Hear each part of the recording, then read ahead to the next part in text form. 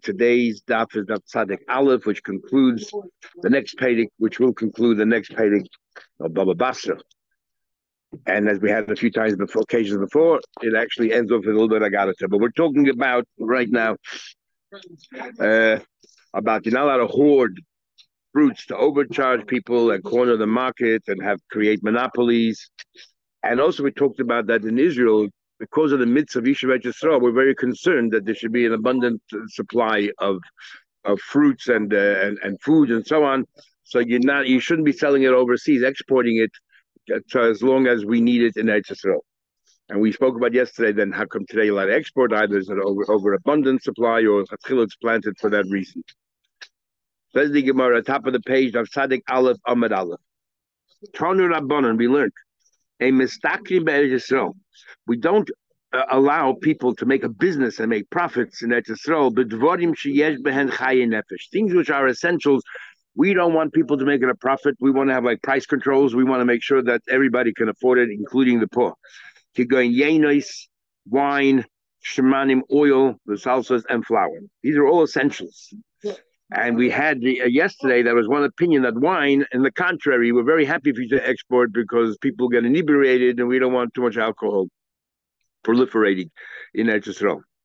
Amru Allah Rabbi Elazar ben Azariah. They say about Rabbi Elazar ben Azariah, Shay Mistaker B'Yayin V'Shemen, that he actually, and we know he's a very wealthy man. The Gemara talks about in another place how much meiser he gave per annum. And part of his business was wine and oil. How could it be? We just said in Israel, we don't want people to make profit out of it. So B'Yayin, he thought, like in some countries, they make exorbitant taxes, so people should not be able to afford it. That we want to discourage people from buying wine. Charge as much as you want. The shemen, when it comes to oil, is ba'asei de Rabbi Elazar ben Azariah shchiach mishcha. So here you have your word. Where there's an abundant supply, for example, of oil, then you're allowed to deal with it and make money. And using the same logic, maybe you can export as well. So we're talking still about, in Eretz Yisrael, because of Yishuv Eretz Yisrael, we want to take care of the poor, we have price controls. But right now we're talking about only in essential food items. Actually, there's some poskim will hold that all food items are considered essential. The way the Gemara words it is essential food items. And he gives examples, oil, wine, flour. Others want to argue that these are just examples because all food is essential. Like honey, whatever, all food is essential. Talk about what we learned. Now, this is very interesting. We learned about Aino. We learned in Bava Basra in great detail. We learned a few times over here. Here, the Gemara throws in a line, and the Rashbam throws in a line. And based on this, if I remember correctly, the Sameh makes a whole halacha of Aino that sort of changes around all the din of Aino that we know. Because the way we learned till now is that you're not allowed to charge more than a sixth. Even a sixth we're not happy with. It's only less than a sixth. That's the maximum you can earn. Says the Gemara this. Talking about we learned. A mistakrin pamayim bebayim. When it comes to eggs and you want to resell eggs, don't charge double. Amma modi bar modi pligi modi bar modi. It's not often that you have an amoid of the name of his own father. Pligi knows he passed him probably young. Pligi before he was born. Pligi ba Rabbi Shmuel. And I'm Rabbi Shmuel. Chadam. What does it mean pamayim? One says al chatre. You're allowed to charge up to 50%, no more than that. And the Chadamer Tager the Tager. We don't want a whole bunch of middlemen.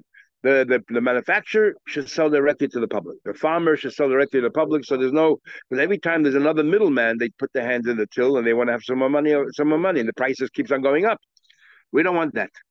And what's this Indian of 50% by eggs? We just learned that I know is a sixth. There's a very important Rashbam here.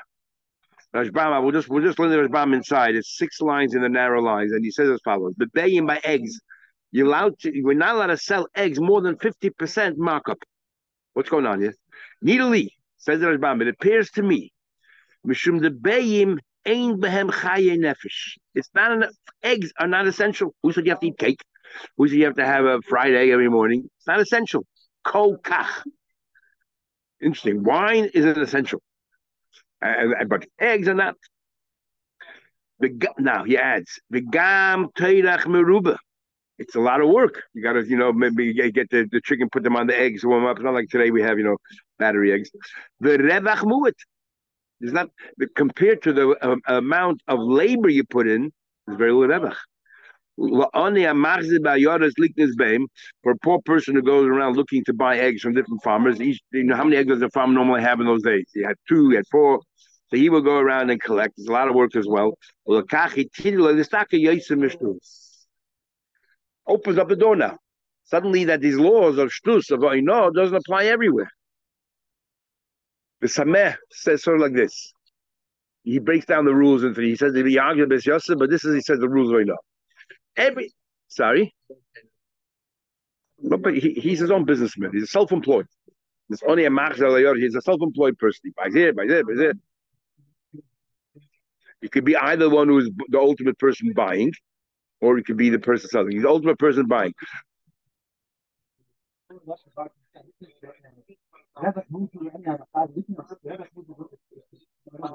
Yeah, exactly. So the guy, the farmer who's selling it to the oni is making very little profit, and he's putting a lot of work in there. So, but the point is that Rashbam suddenly says that sometimes it doesn't apply. So it goes like this. So the Sameh learns, if I remember correctly, there's three rules, but we learn all from here, which is amazing. Rule number one is if it's essential food items, all the laws of Oino apply. You cannot make more than 15%. If it's totally non-food or non-essential or non-food, I can't remember if the word is essential, just non-food, there's no limit. You can charge 500%. Want to sell a vacuum cleaner? Charge 500%. No rules of Oino. If it's a machshire yochel nefesh, in other words, it's related to food, but not the direct, or maybe even non-essential food. I don't remember that part about essential. If it's that third category, then we say it has to be within reason. It has to be within reason. 50% markup is the maximum. And then other poskim want to say, if I remember correctly, there's a difference between a big wholesaler who sells in bulk or a store that sells individually. In other words, the big wholesaler sells in bulk, the work that you put in relative to what you sell is minimal. You buy in lots of 1,000, how much work you put in? You put it on a pallet and you put it away in your storage. But if you're a store that you have to sell, you sell one at a time, two at a time, and you have to stack the shelves all the time, everything else. So he says, there's paskin. Where there is a tircha, where there's a lot of tircha, then make yourself a wage and count the profits as wages and costs, because your time and effort is a cost. And then after you take out all the costs, other costs, rent and everything, all the costs, then we say, okay, you're not allowed to do more than 16.5%, more than a shtus. You're not allowed to do more than a shtus. But if you're a big wholesaler, you shouldn't even include a cost. Your tircha is not something you put in there because it's insignificant, it's negligible in the numbers.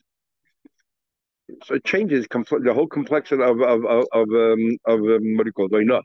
So why is there machlekes about karka if you're allowed to go 50% or more? What does karka have to do with this? Unless karka is essential, we had Mori Bamas that are adam shaying like karka ain't adam. What's more essential than that? So maybe a person has to own karka. So then we should make a difference if it's your primary residence or it's an investment property. Anyway, that's interesting. Take one further. Probably alert. On Shabbos, you're not allowed to, you're not allowed to ask for personal things unless it's massive, big things. So, for example, Masrin, during the week, we take a shofar and we blow, and that's what Rosh Masrin is. But on Shabbos, you're not allowed to do that. But if it's major things, you're not allowed to talk about it. Because then you can go ahead and you can, daven and scream. No blowing shofar. Masrin, you can scream a pragmatia. If business, a recession, I feel b'Shabbos. If there's a recession, why? Because you're hurting the Armalite. Everyone gets affected. It's not just the Gevina who get affected. Everybody gets affected. By how much? If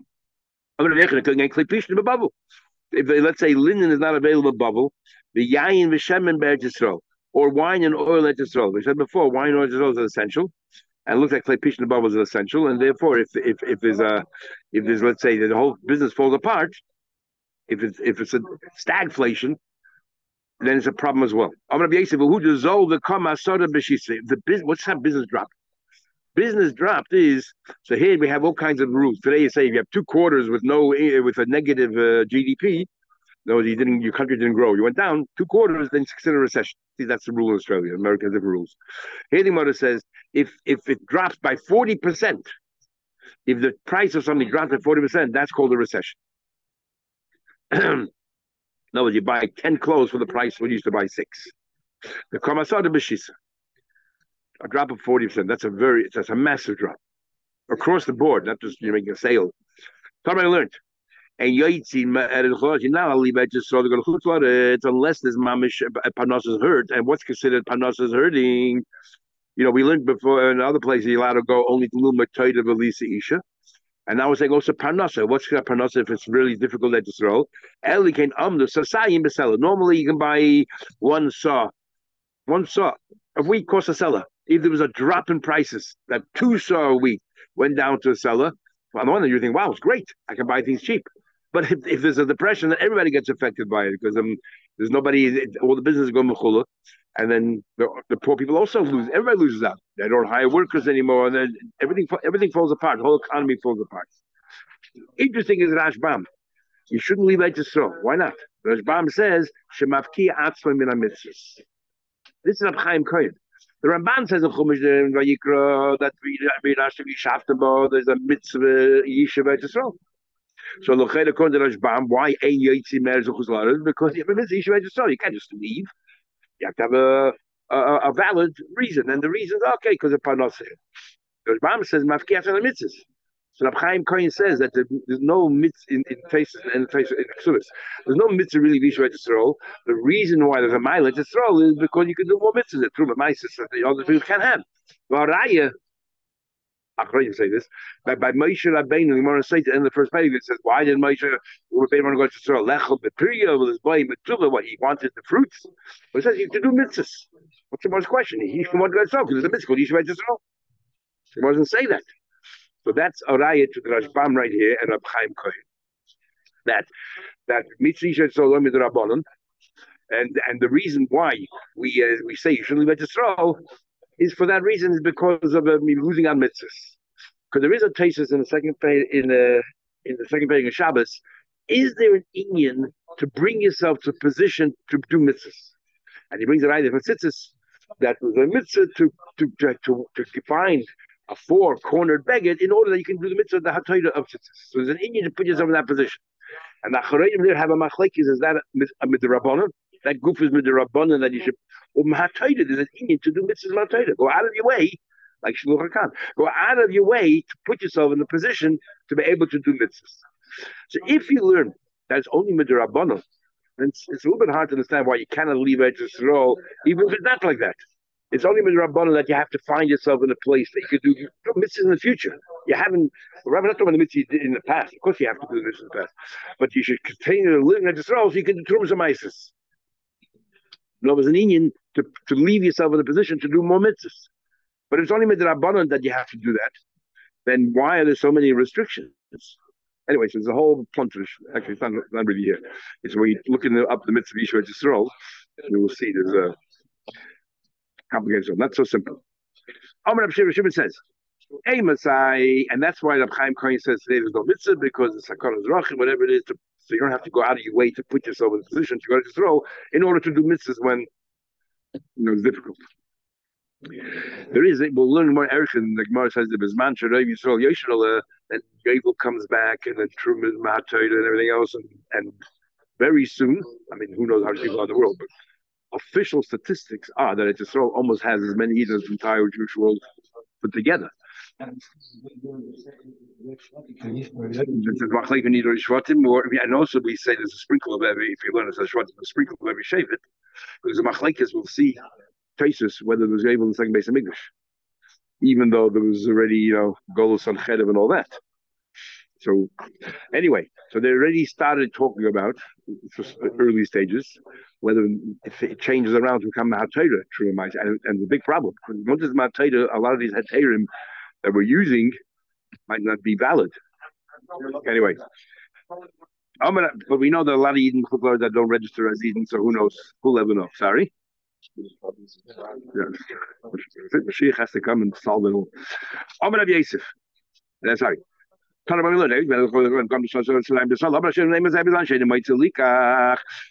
about that you're not able to buy it.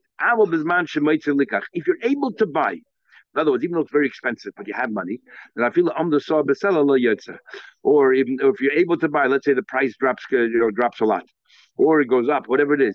That even if a saw besela, as long as and which way I guess in a way it's expensive, as long as you're able to buy, it's expensive, it's not an excuse to leave. We hold you back. It's only when it's impossible to buy. You have no money. There's no money around.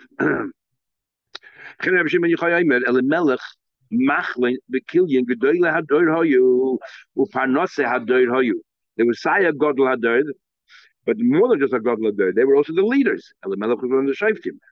And then so why were they punished? Elimelech died and Machlin bekilyin died. We're trying to prove how important it is not to leave Israel, and they left because of a famine. Sheneman, and how do we know that's what happened? It says when Naomi came back and everyone saw her. And she looked disheveled. She used to be, the top of the world. She was the first wife, first lady, and then she came back on a man, and says in the pasuk, everyone was amazed or wondering. But Hazois Nami, and they all said, "This is Nami." What do you mean Hazois Nami? This is Nami.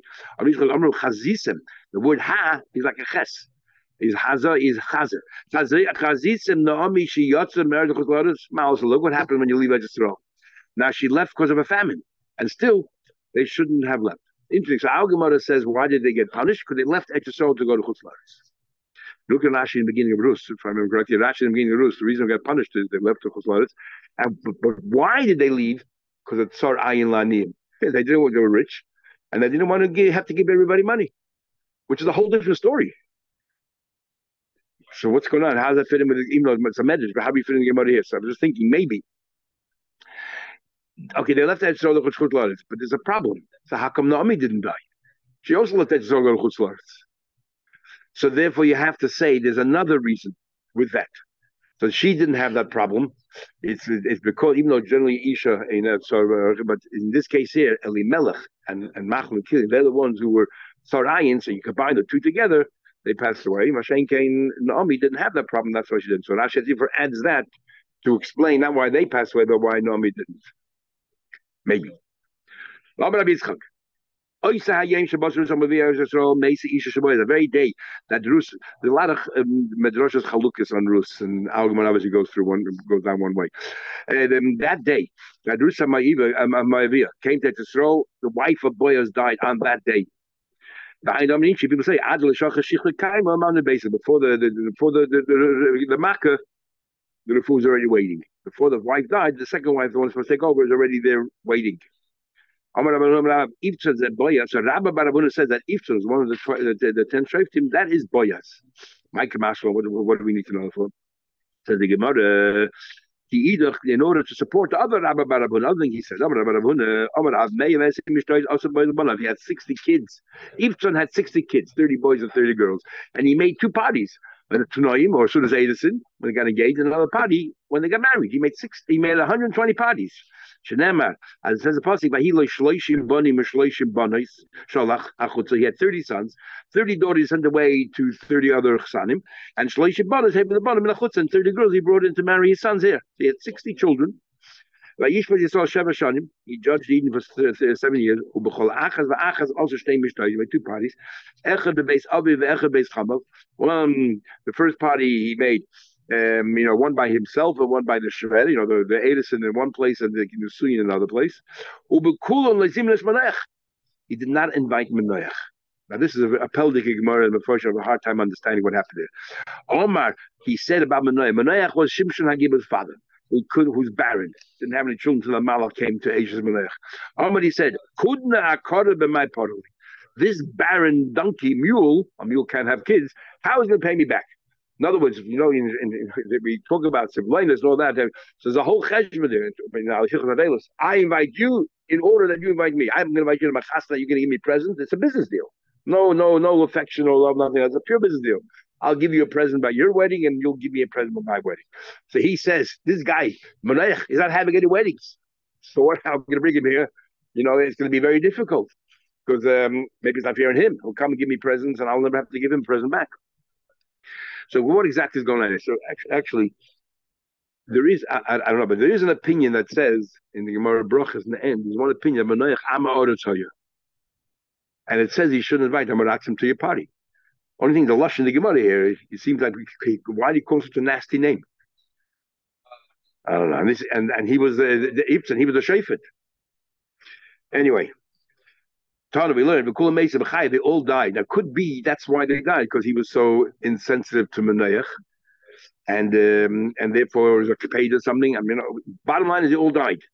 I know people say the Yaldid Shisin Lamach, in your lifetime you had 60 kids. What's the value? And then later you get married a second time and you'll have one child who's better than 60. Some say it actually goes on Shimshon Agibur, talking about Menayach. He made fun of Menayach, and Menayach had one son, Shimshon, who was better than all of his 60 kids. But others say that this teaches us in Yavamis that even though you married, you kind of and at night you shouldn't leave it on. You should get married again. You shouldn't be alone, and that's what he's learning from here.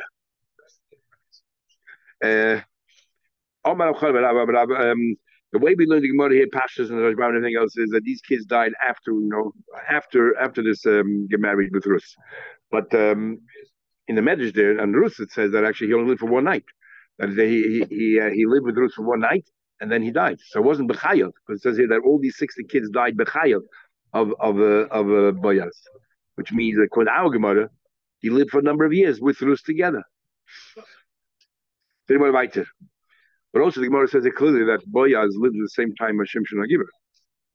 Elimelech v'Salmon Pliny Almani. Pliny Almani was the first guy, the first in line to question whether Pliny Almani is actually a name or it means, Mr. Anonymous, or what is it called in America, John Doe, or the Avinami and the father Nami, Kulam B'nei Nachshon Amenadav. They're all children Nachshon Amenadav, so they're all related.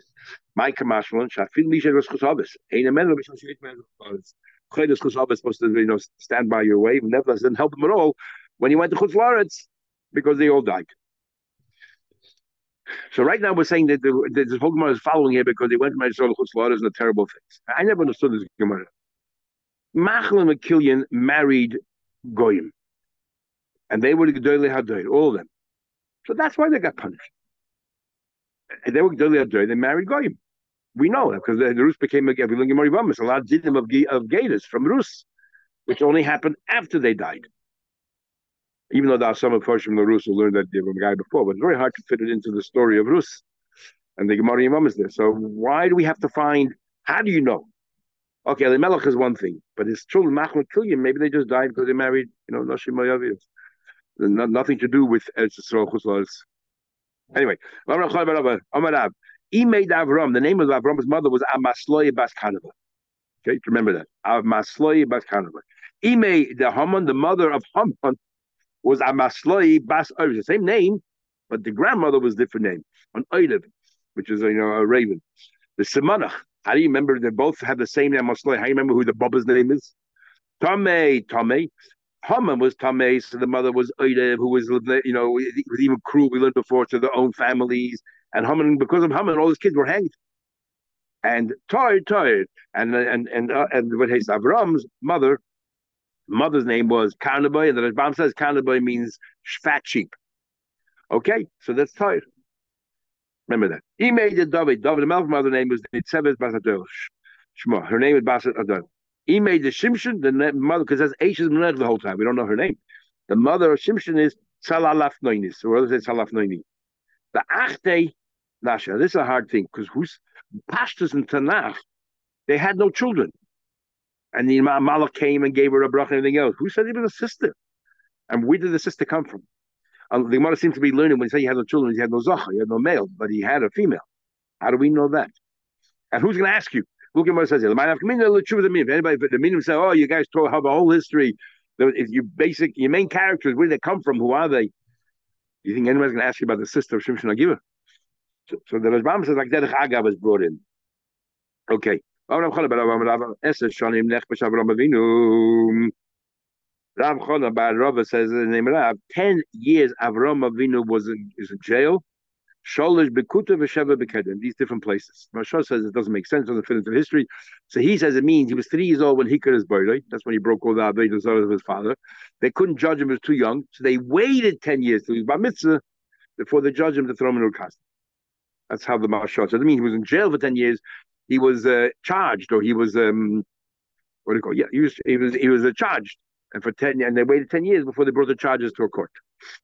The name of the places. You have to always ask, what's the man of the Ibras, either the Kusas, this place called Ibras, the Kusas, that's Urkaz. The day he died, they all stood in a shura. They said they all went to Menachem Yitzchak, and they said, they were learning Sanhedrin or whatever. Amal the shooter was that the Avelim stood in one place and everybody passed them by. We learned by Kohen Gadol how it's done by a Melech. So that's what it says. So the Gedol Gelum is Oilam B'Shuda. But here it said the Gedol Gelum is B'Shuda. But Omer said Oilam Oilam. Woe is to the world. Sha'avat lost. Manhiga its ruler. V'Oilam L'Sfina the boat. Sha'avat Kabinita. They lost his captain. I remember seeing somewhere. I can't remember where. What's it to the Shainas Manhiga and Kabinita? So he gets Manhiga is on land. On land, basically when you walk, you look on the land. So who's going to run the Gashmi? So the Gashmi comes from the land. But when you're on a ship, you're always looking at the stars to know where you are, to guide you. You're always looking at Shemaim, Beruchnius. So they said, we lost now someone who took care of the Gashmis, and we lost someone who took care of us, Beruchnius. And now Beruchnius likes. I feel the Abish is the head of every single leader. Like we say, I feel Reish Gargusa. We have this expression a number of times. The person whose job is to decide the irrigation, who gets this water, which field gets this water. It comes to Shemayim. And we actually learned that when it says in the passage that certain person it has to be Mekeda I feel Reish Gargusa, even such a low position, also has to be Mekeda B'Chich. Has to be someone, it has to be a Yid who should be put in place. And he was saying that even, you would think the Eibishter takes care of cosmic events, even things which are benign. The Eibishter has got everything wrong with I don't believe for a minute that that's why Elimelech and Machon were punished because they left Israel. Because the truth of the matter is, I feel much subin lo yot. They would not have gone out. They had died. We just said before, God died and Panas Yeder. So they wouldn't have left for that. You know why they were punished? Because what they did, they must have left. It was unbearable. It's not like it was too expensive and they were, or like Rashi said, they were too cheap. It was unbearable. You couldn't live. So why were they punished? They didn't. They should have learned from Abraham Avinu by his doing. Yeah, he should have davened on behalf of everyone else, and that's what they didn't do. That's what they failed to do. Shneimar it says the zakach. Like they scream, Yatzilech, it will say their groups, and they didn't do that. We're talking about over here where money has no value. Who paid is b'yoker, and the fruits are expensive, but still it's possible to do something. If money is very expensive, very hard to get by because business is a recession and nobody's buying and selling. And I feel the arboim so even though you can buy cheap, but who has money? Then Yitzin. No, if you have no money available, price is not the main factor. In fact, can you at the end of the day, okay, it's very, very expensive. We're talking about hyperinflation, but if you can still afford to buy it, even though you have to make sacrifices, you can't buy other things, but if it's still possible, then you shouldn't leave it to sell. So only if you can't buy. I remember when there was a time that business was so good in Yisrael, and that Yisrael was Zoiche because Yisrael, Yeshiva Yisrael, that 4 saw of wheat you can buy for 1 seller. Life was good. But then he said there was a time we were trying to prove that it's not price alone, it's access to money. It could be the cheapest of everything else. If there's a recession, all the prices drop. But if no one has money because no one has business, everything fell apart. What's the difference? What the price is? You can't afford it. So I saw he said, so he's saying, forget that. There was 4 saw in a cellar, so it was so cheap. Normally it's a saw in a cellar or 2 saw in a cellar. There was so much hunger, people's bodies are swollen. Why? But less he don't have money. So without money, it doesn't matter what the price is. Talking about memories, walking down memory lane, nostalgia. And here I remember Kadla having his garden toilet. You couldn't find workers to work in the east side of a town. Because on the west side they had all these bakeries and the bread smelled so good. The wheat was such a good quality. The bread, there's a different ways of looking at shot. This is one shot. The bread smelled so good that you just passed out from the smell. Others say there was such poverty there that the wind blow from the west to the east, and they smell the bread, and that caused them to die. I remember when a kid bit into a carrot. Usually carrots are pretty dry.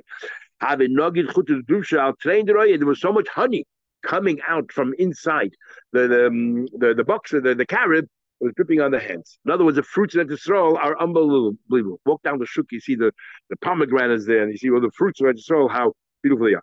I remember talking about that. I said, I remember if a raven took a piece of meat and the nugget, and then he went onto the wall. So he's hanging there on top of the wall. So when he's eating the meat that he stole from somebody's backyard, the nugget a string of oil, whatever, it came down from the meat, the fat came down from the meat to the ground. Everything was so juicy and fatty. Now this not Rabbi Yechon saying spiritually. Amol, this is Rabbi Yechon in his lifetime. How things change in his own life. He says, Nehina, I remember, and when he was young, he learned Rabbi Yudan Nasi. So when Rabbi Yudan Nasi was still alive, I remember Kad Havi Mitailen, Talia. If a boy and a girl went alone, for Spatzir, 16, 17 years old, before the age of Chuppah, Peshuka, they had no machshavas. They had nothing.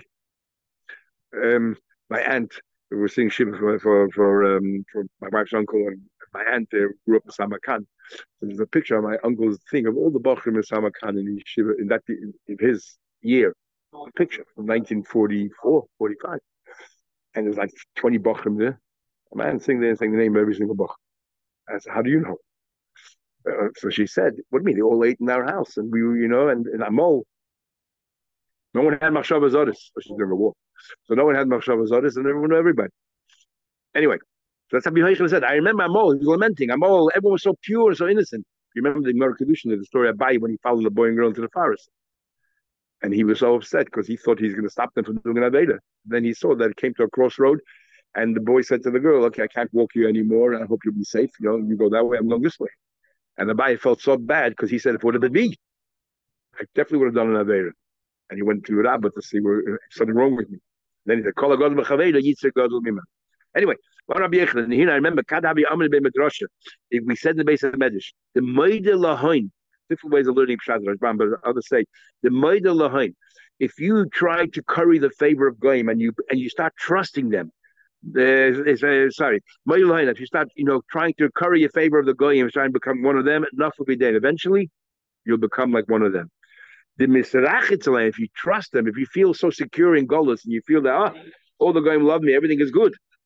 Eventually, they're going to hate you because they harbor this anti-Semitism. Just look around the world, what happens right now. See, Machlon the killing. See, Yoyesh V'Sadav in Divrei Yomim when it talks about the names, it says Yoyesh V'Sadav. Here's the Machlon the killing. The real name was Machlon the killing. But why they called Sadav? Yoyesh and Isyashim and Agula. They abandoned. It was a famine that just they thought that's it. Life will never be the same. That's Yoyesh. And Sadav is Chai V'Srei for the Makkah. They deserve to be killed for leaving Israel. The Chadam the other way around. Yoyesh and Sadav Shmon. They left Eretz Yisrael to Chutzlah. That's like they became Chulin. And the Kilyan is Chayiv Kliya L'Makom. They were Chayiv to be punished. Tanya come on the Machlekes Shimon. We look at an opinion of Brisa like Machlekes. It says in Pasuk the following: the Yoikim, and we'll soon see who all these people are. Young Yoikim and Anshe Kozava, the people of Kozava, and Yoyesh and Sodaf, Asher Ba'alu L'Mayav, they had relations with Mayavi women, and then the Yoshuvi Lachem, and those who returned to Lachem, base Lachem, the Hadvari Matikim, these are old things. What's going on here? But Yakim, Yeshua was going to point out that they had such others and they didn't learn from the role models of their ancestors. The Yakim is Yeshua. Now, why do you call you Yakim? Shahek Yeshua, he made a promise when they masqueraded. They were from the 7 nations that had to be put down in Israel. That is Canaan. So they dressed up as if they were foreigners and they said Yeshua from far away and we want to become Yidden. And Yeshua made a shul, take care of them. Turned out to be that they were locals. So Yeshua said, I have to keep my promise. And why? So the Mefarshim say they had another option. The Jews ran away. If they're ready to come, all of them were united, they could have just picked themselves up and leave Israel. They're taking a risk over here going to Yeshua. What if Yeshua decided not to follow his promise and kill them afterwards? I mean, they took a big risk. They obviously said to the Mefarshim that they wanted Taka to become Yidden. They Taka wanted Megai with an emerson. And therefore we see, look, these people that Yeshua was supposed to kill want to become Yidden with an emes. You guys are Yidden. What are you running away to Chutzladas for? They could have ran to Chutzladas and been saved. They didn't want to. They wanted to be in Israel. You were in Israel, and you died, and you ran away. The Anchik, because they were Elo, Anchik, Giba, and these are the people given Shekaza be Yeshua, also line Yeshua. Yeah. What do you call it? That's the same name. Yoish v'Sodom. Elo ma'achli kiva. Because when Yoish v'Sodom, Yoish is Yashon Agula Brisa. So we see clearly Yoish is Yashon Agula. The Sodom is Chayv is Seifel Amakim. Is going to be punished. Ashabol Moav should Nasu Noshim Moav Yoish. Clear. So why weren't they punished for that? Why don't we say that was a punishment? Unless that doesn't come, that doesn't deserve to be killed. And that's not the and Lima seems that it is much worse. Much worse than marrying a non-Jew. Okay, then it continues. The Yashubi Lechem that came back to Lechem, the Rusam Yavia Sheshava and Ibeka the base Lechem. You went back to base Lechem with Nami. I know my thinking. What Malolo after my the Abisha said. He said, but such David Abdi. It says a long time ago. It says I found David my Evid, and it says Shnei Benasai Chanim Tzois. It says. It says the Matzasi, and by Yiduloit and his two daughters, the Malach said, take your two daughters and rescue them. And there it says, Hanim Tzois. That means already we knew that they was assigned to be the ones who were going to give birth to David HaMelech Ruth. The Pasik, Hey Mahayotzim, the Yeshua, the Toyim, the Godim, Amel Malachta, the Pasik, and Yashvu Sham, and they sat over there. What do you mean? So a continuation of the previous passage about going through Yeshua and Machal Kilyim. So we tie the whole passage. It says like this: Hey Mahayotzim, these are the Yotzim, these are the ones who are creating. What do you mean? Elu b'nei Yoinoda berech shenotzu shvuas aviyim. They watched the shvuah, their father. They came from Yisrael, and their father made them promise that they won't drink any wine because the tzaddas didn't have. They won't drink any wine, and they won't live in houses. They live only in tents. And these children decided to follow that only because their father told them to. They were not part of the experience. So we see kind of schus they had. Yeshua at times that Shloime Shadim is like a little fear plan with Malchusaim that he in his kingdom where he built up over there. And the Godru Gideon Sanhedrin Shagodu are the ones who kept the behaving. What do you mean? What do you mean? Melech she sat with the king. So it says here that she was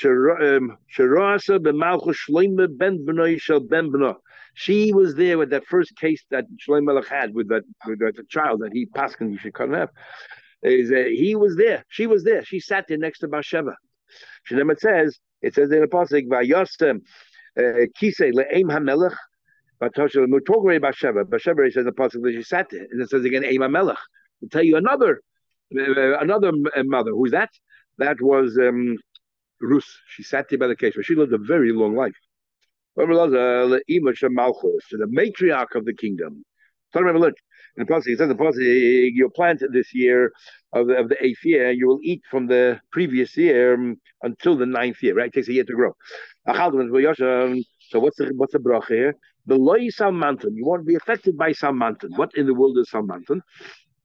Because salmanton does not allow you to have old food; it makes it perish. My beloy salmanton, now without the worm that's in like maggots, so without these worms that eat up the old fruit, so the grains, the nest is that it'll stay fresh. There won't be any of those wind that causes it to fall apart. You think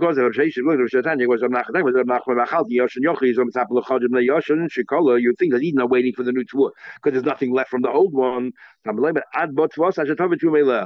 tour, by the time the tour finishes growing, that's when you'll finish the old tour. In other words, it will go straight from one to the next. There won't be a time at all that they won't have any. And that they're all anticipating because it's such a bad, it's like a decade. We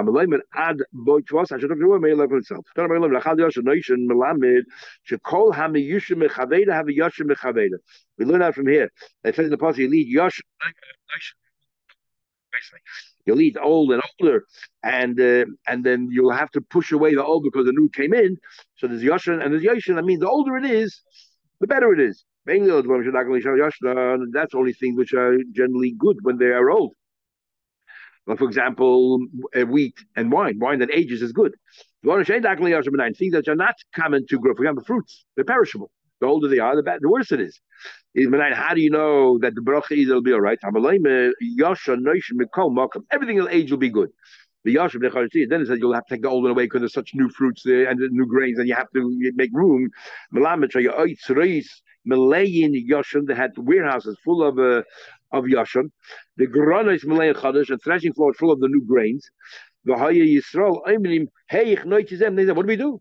Our warehouses are full, and now the threshing floors are full. The new stuff. Our Papa, Kol Miliatika. Well, that's the bracha. It be such an abundant amount of food. Anything that's old is good. Levad, except tamri, dates, shikra, beer, and a papa would know because he was the beer maker. And baharsana, and the little sardine, the little fish, if they age, they're no good. We actually had a moikotna that places there was learned that fish, right before it rots, is the best time to eat fish. So he says over this. I guess there's a limit, even though aging is good, but there's a limit how much you can age. Because once it rots, it's no good anymore. Okay, we'll continue tomorrow.